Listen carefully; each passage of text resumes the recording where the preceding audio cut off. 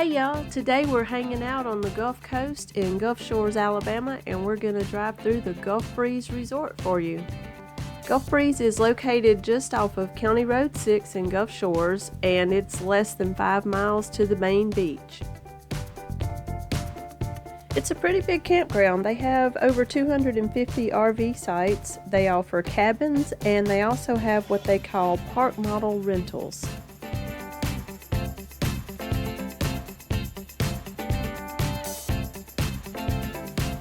As soon as you pull in here, the first thing you'll see, this building here on the right, is the office where you'll check in.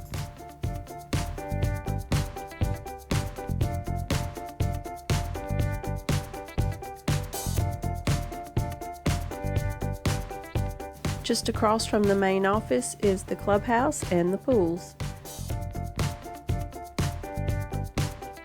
They also have several small ponds in here. This is the largest one, and it's their fishing pond, and they do allow kayaking on it. And then you can see they have a small playground right there. And here begins the RV sites. We're going to start on C Street. So as you can see, their sites are on concrete. They are all full hookup, and they do have a good bit of trees in here. I know a lot of y'all like the campgrounds that offer the shade, especially in the summertime down here, so this is a great one for that. Now these little homes right here, this is what they're calling their park model homes that are for rent. There are 7 of those available.